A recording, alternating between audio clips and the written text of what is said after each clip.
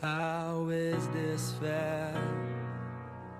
So I'm from Canberra, and I came from an environment where being gay I always thought would be relatively acceptable, although I didn't have anyone in my life who was gay growing up or any form of queer sexuality or anything like that. But my parents were both very left-wing, so I always thought that being gay would be pretty fine if I was. Well, specifically, I'm from a small country town called Uralla, which has its name for, everyone says it's the lesbian capital of Australia.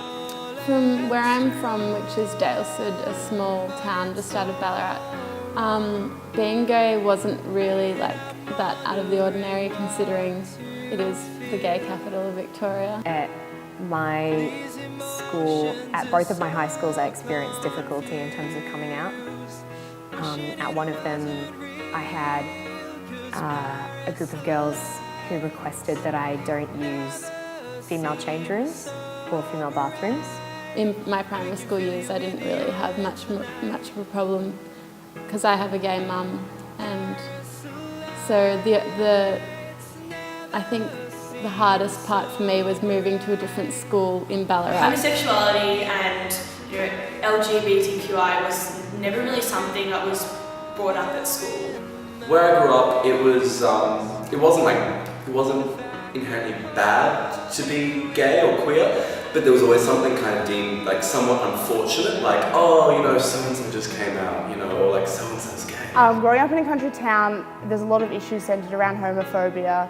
There's issues with people just being very ignorant to the world outside them, and I don't think it was until I came to Melbourne that I really found that there are support networks for people who not even are getting bullied for being gay, but getting bullied for anything.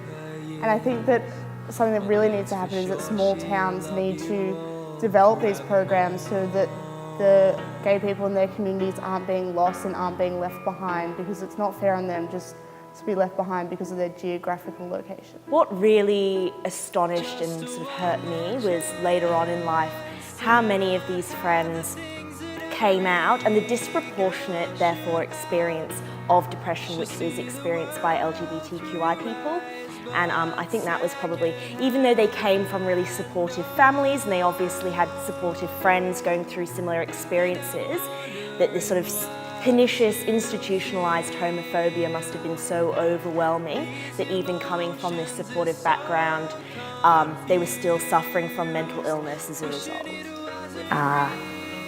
He asked me to see him after class and talk to him about being queer, and during that conversation he was pretty intractable, and he dropped a few bombs that I wasn't really ready for, like that's just not okay, and also HIV/AIDS is sort of a punishment for being a bad person, which is not the case. A fellow goalkeeper named Gus Johnson is really working with hockey players and has set up a thing called Fair Go Sport, and using that we did a photo shoot with other goalkeepers for the fight against homophobia in sport, and that was really good, a good initiative by him to really get the message out there. When I was in year 10 and a girl was bullied quite badly, both online and in person in real life, and some girls said some really awful things to her, and for no reason other than the fact that she was one of the only openly gay girls at school. I had older friends through some external school activities like debating and things like that who were first year uni, or they just finished, they were happily out, and that really kind of it hit home with me, being like, look, they're so happy, they're so at peace with themselves, and I really did feel that after I came out, just that absolute just kind of euphoric rush of relief, being like, nothing to hide. Well, I feel like coming out of school and into uni, I feel like the world is a lot more open. I think for gay people it would have been hard to come out at the school that I'm from. I'm from a private school and it's all girls, and I think that's a hard environment to to be yourself in, no matter who you are. Even if you're quite sure of yourself, you still find yourself doubting your position in the cool group or where you stand socially. So I can imagine for a gay person it would be extremely hard.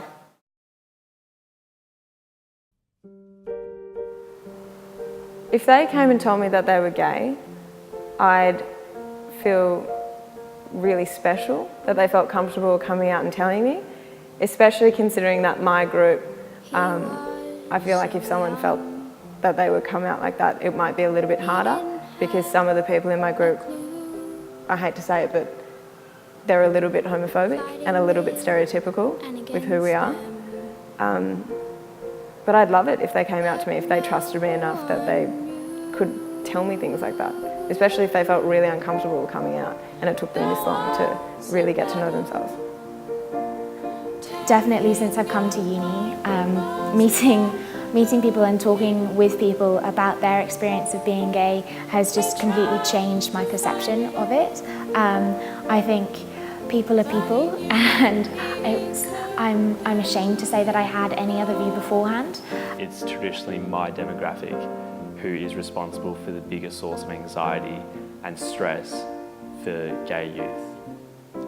Like almost without a doubt, I could say that without any statistical proof. But I mean, it's straight guys and straight late teenage, early 20-year-old guys who are the ones who are closed off, who are the ones who use hurtful words, who are the ones who tease each other, and when you tease and when a lot of people tease each other, they'll be using those words. My younger sister actually told me that during the whole of her last few years at school, she was in love with her best friend, who was a girl, and I think if I had continued with the ignorant mindset that I had, I wouldn't have been able to support her as I've been trying to do since she told me. So I think, yeah, there are a lot of really, really important people in my life who are gay.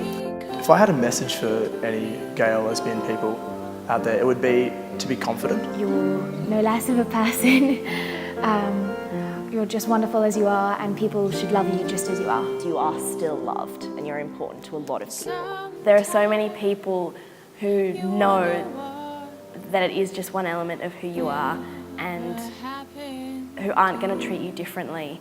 It'll be almost cool that you've grown up with gay parents, and I just was I can't wait for that to happen. You know, I hate feeling embarrassed by this. But let go. And then to everyone else who's homophobic, I'd say that they just need to buck up, deal with it. It's just love. Just embrace everyone with an open heart and an open mind. If someone's gay, if you don't like that, that doesn't mean you have to make them feel bad for it in any way. To people who are struggling with sexuality or their gender identity, I would say you don't have to have it figured out. You can identify as questioning, or you can say, I think I'm this, but I'm not 100% sure. You don't need to know for certain who you are. And regardless of what people say about you or what you think about yourself, you know, there is always someone out there. You will always be loved. You're always loved. You're always loved by someone, whether it's family, friends, or the family that you make yourself. You're still loved. Take you by me.